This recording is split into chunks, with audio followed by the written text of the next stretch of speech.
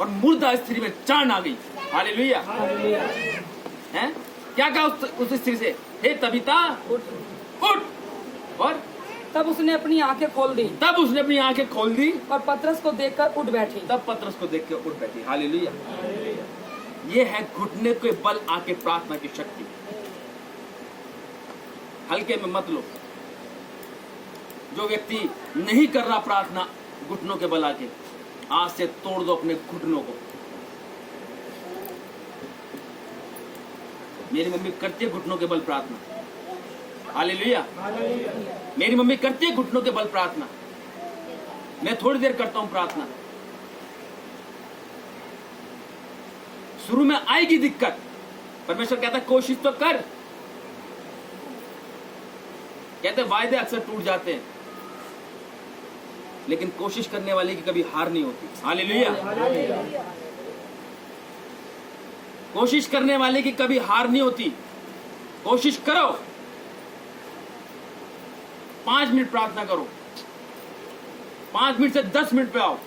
10 से 15, 20, 25, 30 घंटे घंटे भी करो प्रार्थना। फिर देखो आप अपनी सामर्थ्य परमेश्वर से कैसे पाते हो।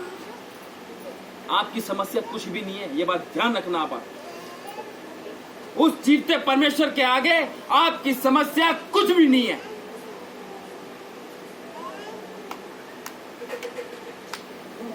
पतरस ने कहा हे तबीता उठ,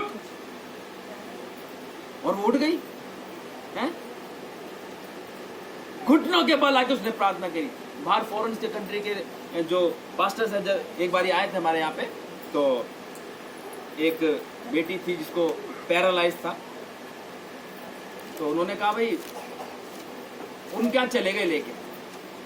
उन्होंने घुटनों के बल तो प्रार्थना करी, लेकिन जिस घर में हम गए उन्होंने ये नहीं देखा कि वहां पोछा लगा हुआ है या झाड़ू लगी हुई है या नहीं।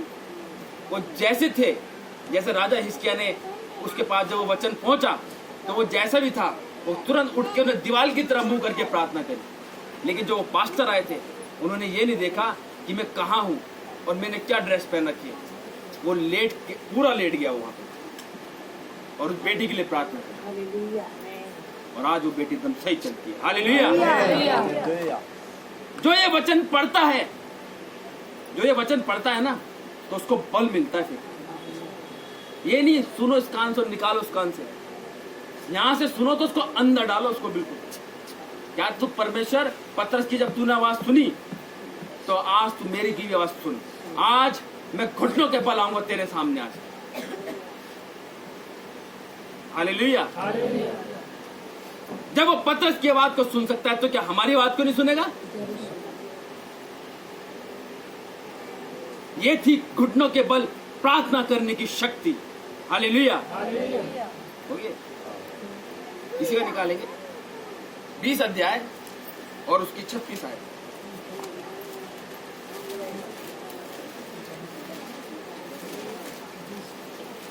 बीस की 36।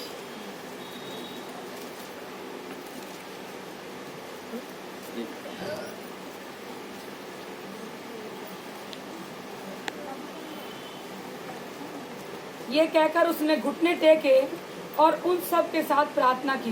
पूरा। तब वे सब बहुत रोए और पौलुस के गले लिपट कर उसे चूमने लगे। वे विशेषकर इस बात से शौकित थे जो उसने कही थी कि तुम मेरा मुंह फिर ना देखोगे। हालेलुया। तब उन्होंने उसे जहाज तक पहुंचाया। यहाँ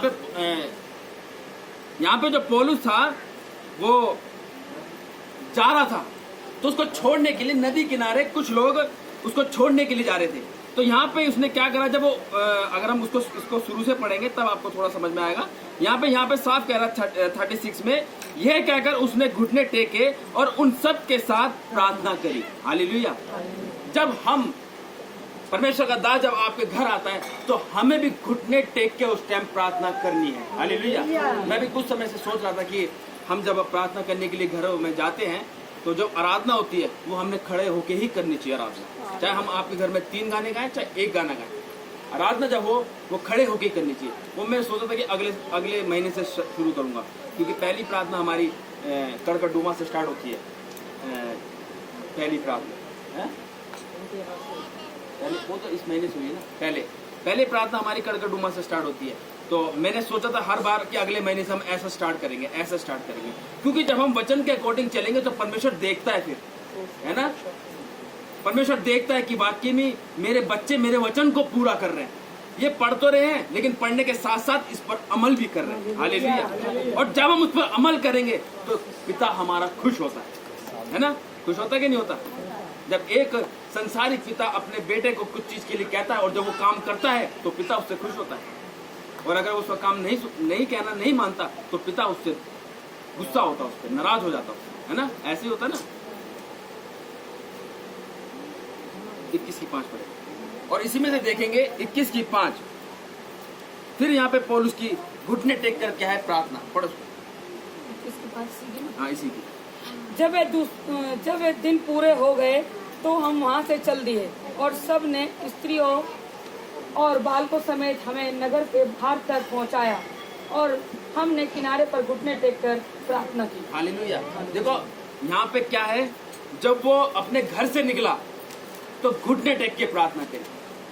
प्रार्थना करने के बाद जब वो नागलोई पहुंचा तो नागलोई पहुंचते थे ही वहां पे उसने घुटने के बल के क्या करा, प्रार्थना करी। लेकिन हम ऐसा भी नहीं करते हैं, नहीं करते। लेकिन अब जो है हमें ऐसा ही करना है जैसा यहाँ पे पौलुस और पतरस और दानियल नबी, सुलेमान घुटनों के बला के प्रार्थना, यीशु मसीह के जैसे घुटनों के बला के हमें प्रार्थना करनी चाहिए। और हकीकत बात है, जब हम घर से निकले प्रार्थना करके निकले और जहां हम अपने स्थान पे पहुंचे वहां भी हमें प्रार्थना करनी चाहिए। हालेलुया। ओके, इफिसियों 3:14 है। पिता के सामने घुटने टेकता हूँ। 16 मैं इसी कारण उस पिता के सामने घुटने टेकता हूँ जिससे स्वर्ग और पृथ्वी पर हर एक घराने का नाम रखा जाता है। हालेलुया। देखो यहाँ पौलुस कह रहा है इस पत्री को, कह रहा मैं इसी कारण उस पिता के सामने घुटने टेकता हूँ जिससे स्वर्ग और पृथ्वी पर हर एक घराने का नाम रखा जाता है। हालेलुया। और कि वह अपनी महिमा के धन के अनुसार तुम्हें ये दान दे कि तुम उसके आत्मा से अपने भीतरी मनुष्यत्व में सामर्थ्य पाकर बलवंत होते जाओ। हालेलुया। देखो घुटनों के बलाकर कह रहा है सामर्थ पाकर बलवंत होते जाओ। आज ये बात ध्यान रख लो, आप जो व्यक्ति घुटने टेक के प्रार्थना करेगा परमेश्वर के आगे और आप मांगो फिर परमेश्वर से जो कुछ, आज अपने घुटने तोड़ दो यीशु के नाम से। जब आप अपने आप को तोड़ोगे तो परमेश्वर आपको बल देगा। फिर शुरू में दिक्कत आएंगी, परेशानी आएंगी, लेकिन परमेश्वर फिर बल देता चला जाएगा। हालेलुया। आज कल मैं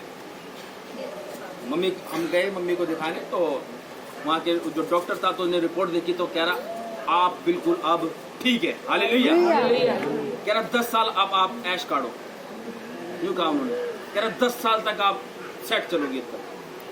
ये मेरे मन में कहा, मैंने बेटा तूने ठीक नहीं कराई, क्या सोच रहा है? मैंने कहा वो उनकी जो रात की प्रार्थना चल रही है ना घुटनों के बला के, मैंने कहा ये वो अवसर है। हालेलुया।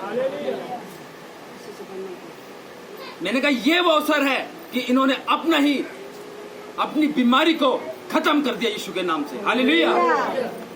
डॉक्टर तो एक बहाना था। लास्ट स्टिक बची थी शुगर नापने की, तो हमने नापा, पहले थी 145 नहीं, हाँ 145 फास्टिंग में, और फास्टिंग के बाद जब नापी तो सीधा 350 थी वो। मैंने कहा मम्मी खराब है मशीन। हालेलुया। कम बताए तो अच्छी है और ज्यादा बताए तो खराब है। तो शैतान ने क्या करा, एक डर वाली आत्मा को भेजा। नाइट प्रेयर कर रही थी तो मम्मी को पसीने आ रहे थे, ठंडे ठंडे, अजीब सा चिपचिपापन सा होता। मैंने क्या हो रहा है, क्या ऐसे ही होता है मेरे को। तो मेरे को लगा शायद इनका बीपी लो हाई पाई चल रहा होगा शायद, मुझे पता नहीं चीज क्या। शैतान ने क्या करा, डर बिठाया। मैंने कहा यार पता नहीं क्या हो गया, मैंने कहा पता नहीं क्या हो गया कि अभी तो ठीक थी, हाँ कमजोर बेशक हो रही है। डॉक्टर भी कहने लगा, मैंने कहा जी कमजोर है बहुत है। तो कह रहा कोई बात नहीं, मैं नहीं बोला। मैंने कहा डॉक्टर कमजोर व्यक्ति सही रहता है, उसमें बीमारी ज्यादा नहीं होती उसके अंदर, मोटे व्यक्ति में ज्यादा बीमारी पनपती है।